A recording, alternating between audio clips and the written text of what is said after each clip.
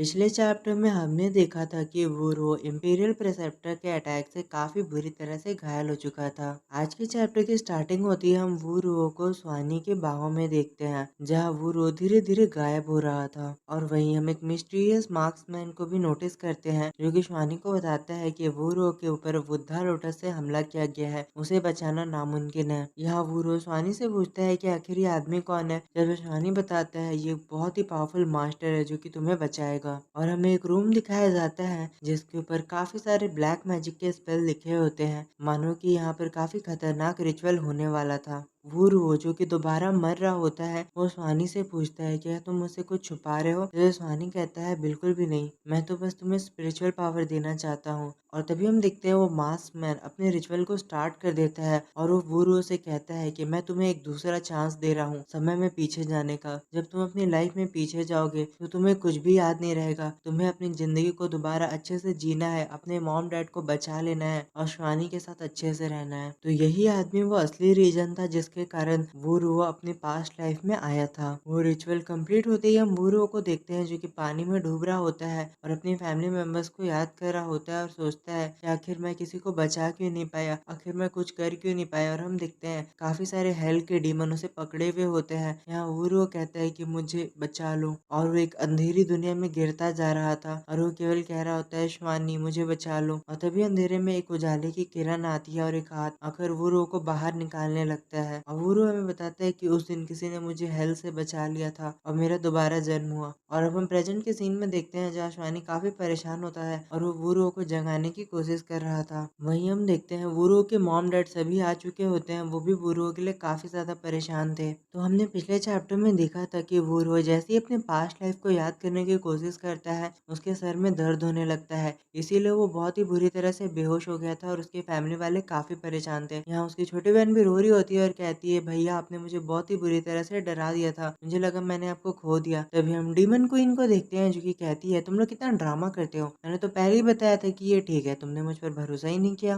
तभी वूरो की छोटी बहन कहती है गग्गा ये सब उस कमीनी औरत के कारण हुआ है, मैं उसे छोड़ूंगी नहीं। जिस पर मॉम उसे शांत रहने को कहती है और कहती है कि अपने भाई को फिर से परेशान मत करो। यहाँ स्वानी वूरो से पूछता है क्या तुम सच में ठीक हो, जिस पर वूरो भी बताता है कि हाँ मैं अब ठीक हूँ। जहाँ वूरो की मॉम उससे कहती है कि मैं तुम्हें और परेशान नहीं करूंगी, ये कहकर वहाँ से जाने लगती है और वूरो की छोटी बहन भी वहाँ से चली जाती है। यहाँ हम वूरो को देखते हैं जो कि काफी खुश था क्योंकि उसकी इस लाइफ में उसके मॉम डैड ब्रदर सिस्टर सब कोई उसके साथ है। और सबसे बड़ी बात स्वानी उसका ध्यान रख रहा है। और हम स्वानी को देखते हैं जो कि वूरो से पूछता है क्या तुम ठीक हो, क्या तुम्हारे सर में दर्द हो रहा है। तभी हम वूरो को देखते हैं जो कि अचानक से स्वानी के गालों को पकड़ लेता है और कहता है स्वानी मेरी प्यारे स्वानी। और सोचने लगता है कि मैंने अपनी पिछली लाइफ में उसका साथ छोड़ दिया था और मैं समय से पहले ही मारा गया था, वो मुझसे भी ज्यादा दुखी था मेरी पिछली लाइफ में। और इस लाइफ में अचानक से हम वूरो को देखते हैं जो कि स्वानी को हक कर लेता है और उसे कहता है कि तुम मेरे साथ रोमांस करना चाहोगी, चलो ना हम अभी रोमांस करते हैं। जिस पर हम स्वानी को देखते हैं जो कि बेचारा इस बार काफी ज्यादा शर्मा जाता है और वहां से भागने लगता है और कहता है नहीं नहीं मैं ये सब अभी नहीं कर सकता, अभी तुम काफी कमजोर हो। और वो कहता है कुछ दिनों का इंतजार करो। जिस पर वूरो नाराज होने लगता है और कहता है मुझे सच बताना तुम्हारे उस वेश्या के बीच कुछ चल तो नहीं रहा है। और स्वानी उसे फिर से समझाने लगता है कि ऐसा कुछ नहीं है। तभी हम वूरो को देखते हैं जिसे एक नॉटी आइडिया आता है और वो स्वानी को अपने पास बुलाते हैं और कहता है तुम जाकर ना कुछ एडल्ट वाली किताबें पढ़ लो और जाकर थोड़ा सीख लो कि आखिर रोमांस कैसे करते हैं, क्योंकि इससे बहुत ही ज्यादा पेन होता है। और हमें वूरो दिखाया जाता है जो कि सोच रहा होता है कि मेरी पिछली लाइफ में तुमने रोमांस के नाम पर मुझे काफी ज्यादा हर्ट किया था और मुझे काफी दिनों तक पेन रहा था। अब अगले सीन में हम वूरो को देखते हैं जो कि एक पिल को रिफाइन करने की कोशिश कर रहा था और उसने बिल को आखिरकार रिफाइन कर लिया था और उसे अब इससे काफी पैसे मिलने वाले थे। तभी हम स्वानी को देखते हैं जो कि डैंडन को वहाँ लेकर आ जाता है और वूरो को बताता है कि गावलिंग सिटी वाली तुम्हारी वो फैमिली यहाँ आ चुकी है, क्या तुम उनसे मिलने जाना चाहते हो। जिस पर वूरो कहता है हाँ बिल्कुल, मैं भी तो देखूं आखिर उन्हें कितनी परेशानी हुई है, अब मेरी बारी है उनके ऊपर हंसने की। तभी वो तुरंत ही पूछता है वैसे हमारे बेटे को क्या हुआ, वो इतना थका हुआ क्यों लग रहा है। जिस पर स्वानी बताता है कि ये डीमन क्वीन से फाइट कर रहा था और इसकी सारी पावर चली गई। जिस पर वूरो तुरंत ही अपनी बनाई हुई पिल डैंडन को खिला देता है, जिससे डैंडन की सारी पावर वापस आ जाती है। शिवानी तो उस पिल को देखकर काफी हैरान हो जाता है और कहता है ये तो स्पिरिचुअल रिकवरी पिल है, आखिर ये तुम्हारे पास कैसे आई? इस पे वो बताता है इसे मैंने ही इजाद किया है। और फिर वो शिवानी से कहता है मैं बार बार इसके बारे में सोच रहा हूँ कि आखिर वे शय तुम्हारे पास क्यों आई थी, और मैं इस बात से पूरी तरह श्योर हूँ कि वो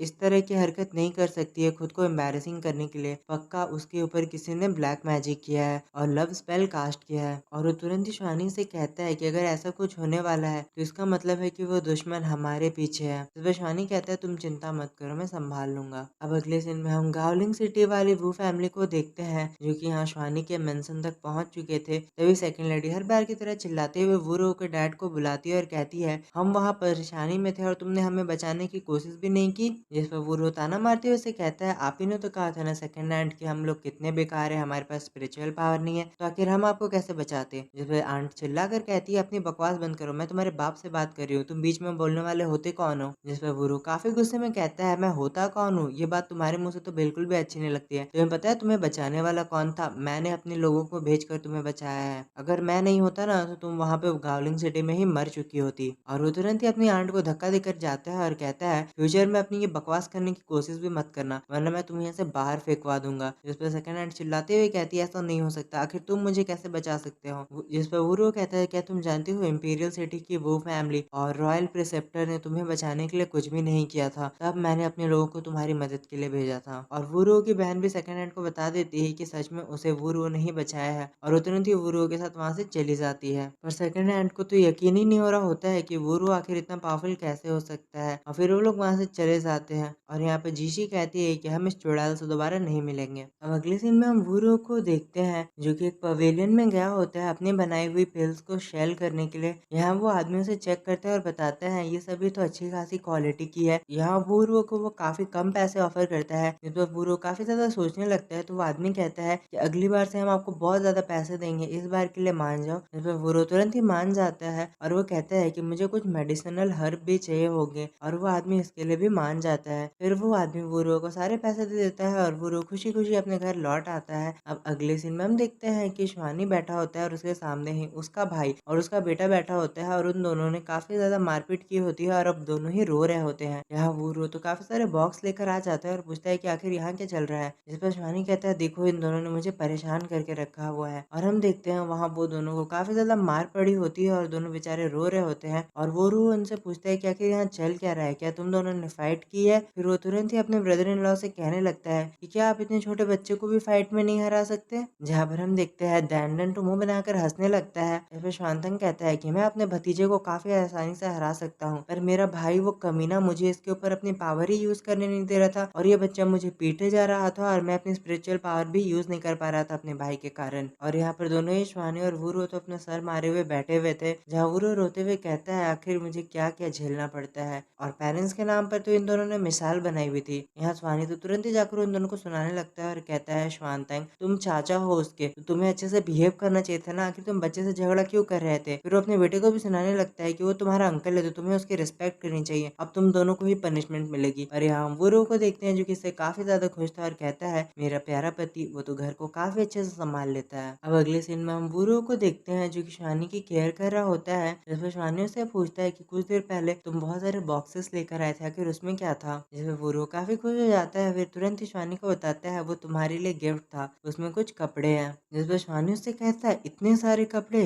जिसमें वुरो तुरंत ही उसके ऊपर चढ़ जाता है और कहता है मेरे प्यारे पति देव ये तो कुछ भी नहीं है, फ्यूचर में मैं आपके लिए और भी कपड़े लेकर आऊंगा, बस मैं इसी तरह पैसे कमाता रहूं तो मैं दुनिया की सारी खुशियां तुम्हें दूंगा। जिसपे शिवानी उससे पूछता है क्या तुम सच में मेरी रिस्पॉन्सिबिलिटी लेने के लिए तैयार हो, क्या तुम ऐसा कर भी पाओगे। जिसपे वुरो कहता है मैं पूरी मेहनत करूंगा और बहुत ज्यादा पैसे कमाऊंगा। तभी वुरो तुरंत ही शिवानी को अपने साथ ले जाने लगता है और कहता है चलो पहले तुम सारे कपड़े को ट्राई करके देखो क्या तुम्हें वो फिट भी हो रहे हैं। फिर शिवानी कहता है इतने सारे कपड़े हैं, क्या सच में ये सारे मेरे हैं। जिसपे वुरो कहता है कि हाँ वो सारे कपड़े तुम्हारे हैं, मेरे कपड़े मैं अभी लेकर आता हूँ और चलो हम लोग दोनों साथ में मिक्स करके मैच करके कपड़े पहनते हैं। और तभी हम देखते हैं वुरो सीधे ही जाकर दरवाजा बंद कर देता है और कहता है कि मेरे प्यारे पतिदेव अब जल्दी से मेरे सामने ही कपड़े बदलो ताकि मैं तुम्हें देख सकूं। और हम देखते हैं शिवानी उसके सामने ही कपड़े उतारना शुरू कर देता है। जिसमें वुरो तो काफी हैरान होकर घूर घूर के शिवानी को देख रहा था, उसकी आंखों में लालच साफ साफ नजर आ रहा था और शिवानी भी उस भूखे भेड़ियों को देख रहा होता है। और वो तुरंत ही पर्दे के पीछे चला जाता जाता है और कहता है इतनी आसानी से तो नहीं। यहाँ वो काफी ज्यादा गुस्सा हो जाता है और कहता है कमीने, मैंने तुम्हें इतने सारे कपड़े दिलाए हैं, तुम कितने गंदे हो, मैंने तुम्हें इतने कपड़े दिखाए और तुम मेरे सामने कपड़े भी नहीं बदल सकते। तभी हम वुरू को देखते हैं जिसकी नजर जाती है शिवानी की किताबों पर और वो सोचने लगता है कि आखिर शिवानी कैसी किताबें पढ़ता होगा। और वो जैसे ही किताबों को उठाता है वो काफी ज्यादा हैरान हो जाता है और ब्लश करने लगता है क्योंकि वो रोमांस नॉवल थी और उसके अंदर रोमांस करने के टेक्निक वगैरह लिखे हुए थे। वो सोचने लगता है मेरा पतिदेव तो इस तरह का निकलेगा, मुझे पता नहीं था।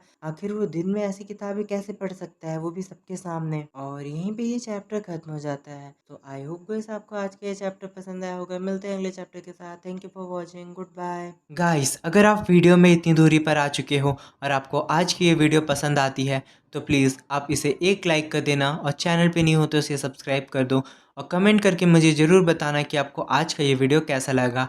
आपकी एक लाइक और सब्सक्राइब से हमें काफ़ी ज़्यादा मोटिवेशन मिलता है और हम वीडियो को जल्दी से जल्दी लाने की कोशिश करते हैं। इतनी देर मेरी वीडियो को देखने के लिए आप सभी का बहुत बहुत शुक्रिया। मिलते हैं अगली वीडियो के साथ। Thank you for watching, good bye.